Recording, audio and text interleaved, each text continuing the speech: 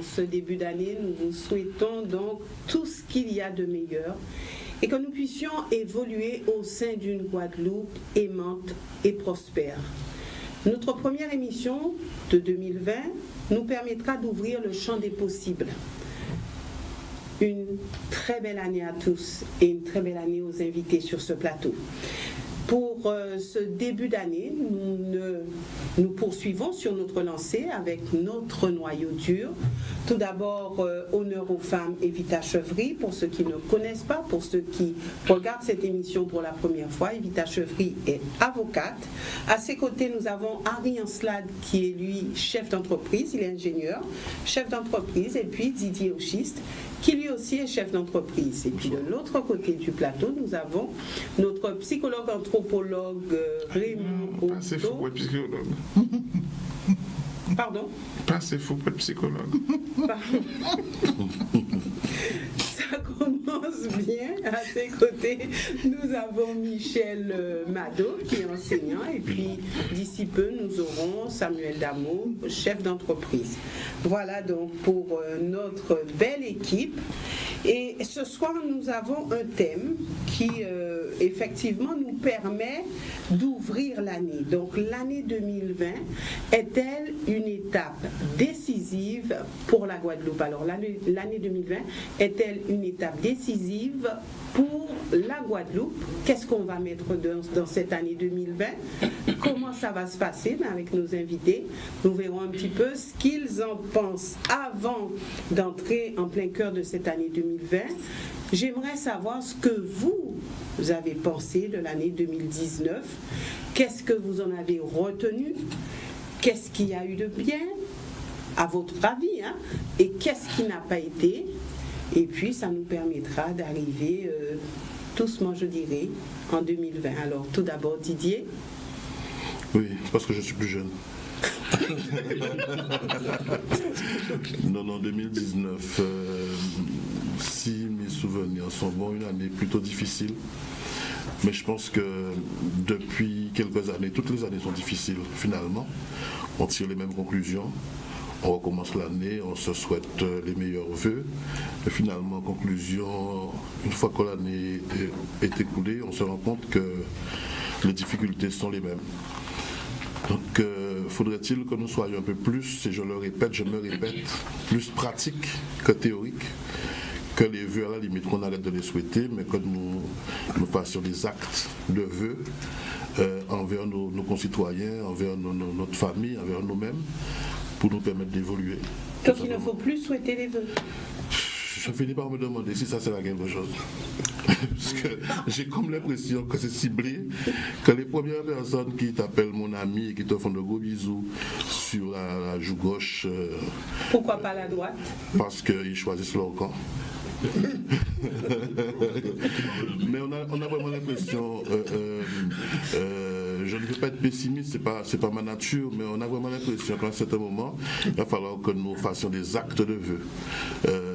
Moi en tout cas, on dit qu'il n'y a pas des mots d'amour, mais des gestes d'amour, des actes d'amour. Je pense que pour les vœux c'est pareil, parce que ça devient comme une routine, comme une espèce de choses obligatoires le 31 décembre, sur les gens sont un peu euphoriques, souhaitent la bonne année à tout le monde, mais le 1er janvier, le 2 janvier, quand la vie nous rattrape, les malheurs et les bêtises aussi. Donc quelque part, il faut vraiment qu'on démontre qu'on a envie de progresser, à défaut de le dire sur les réseaux sociaux ou à l'écrit.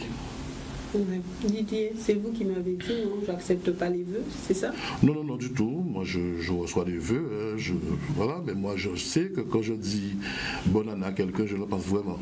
Je ne lui dis pas bonne année pour souhaiter qu'il se casse la gueule 20 mètres plus loin. Je lui dis bonne année parce que j'ai envie que notre pays, que la Guadeloupe évolue. J'ai vraiment envie que nous soyons en symbiose. J'ai envie que le pays évolue. J'ai envie que mes enfants grandissent et réussissent. J'ai envie que nous soyons un peuple soudé.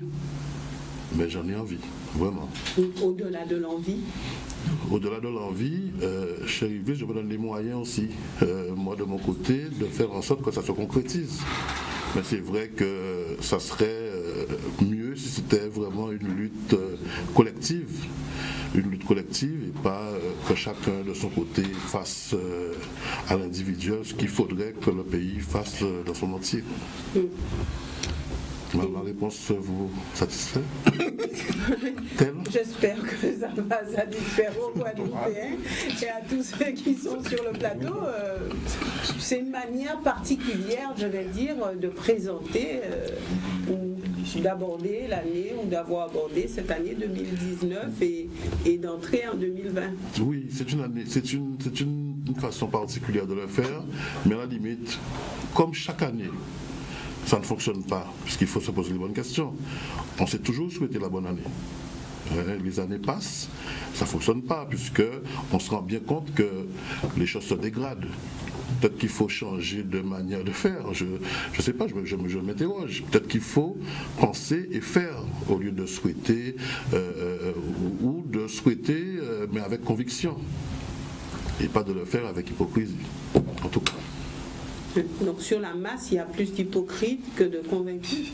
Chaque personne se reconnaîtra à travers vos propos, ma chère Église. Ceci étant, je pense qu'on a besoin de combattants, on a besoin de gens solides, on a besoin de Guadeloupéens unis, dans tous les sens du terme, tout le temps. Pas simplement quand la Miss remporte l'échappe de Miss France, mais tous les jours. On a besoin d'être unis, on a besoin de s'aimer, on a besoin de se considérer, on a besoin de s'entraider pour que notre pays évolue. Donc je retiens que vous dites aux Guadeloupéens, arrêtez d'être hypocrite. Peut-être, mais je persiste en disant que ces propos n'engagent que leurs auteurs. Donc vous. Non, mais c'est ce que j'ai pu retenir de tout ce que vous avez dit, Didier, c'est ce que j'ai pu retenir de tout ce que vous avez dit. Evita. Alors, je voudrais savoir, la question posée est bien de savoir ce que nous pensons de l'année 2019. Oui. D'accord. Donc, l'année 2019, évidemment, personne ne niera, d'ailleurs, Didier vient de le dire. On a eu le sentiment que les difficultés s'accumulaient. C'est incontestable. Mais moi, ce que je retiens, parce que je suis une optimiste, parce que je crois que c'est quand on pose l'optimisme que les choses avancent. Je pense aussi que nous avons démontré une certaine solidarité face aux difficultés. Puisque nous avons vu, je vais prendre 2-3 exemples, les problèmes notamment du CHU. Nous avons vu quand même des milliers de gens défiler dans les rues pour que les choses avancent, même s'il n'y avait personne à l'hôpital ou eux-mêmes n'étaient pas à l'hôpital.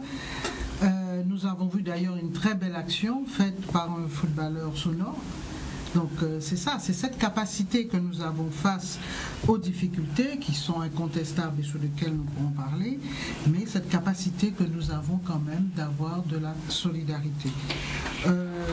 Prenons le cas des Sargasses, dont on parle énormément. Il y a un collectif Sargasses qui est quand même très dynamique à Marie-Galante et qui montre aussi sa capacité de vouloir trouver des solutions. Donc moi, c'est ce que je vais retenir de l'année 2009, une année difficile. 2019 Qu'est-ce que j'ai dit? 2009. Oh ouais, parce que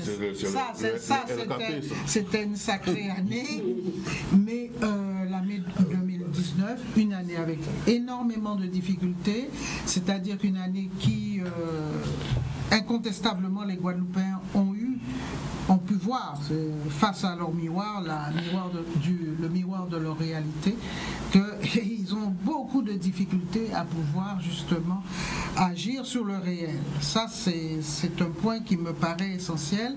Là, il n'y a plus de doute que nous avons une vraie difficulté à agir sur le réel, puisque nous n'avons pas les solutions, nous essayons de contourner, mais il y a aussi la solidarité. Moi, c'est ce que je vais retenir, parce que c'est ce que je retiens de ce peuple, c'est cette capacité de solidarité en 2019.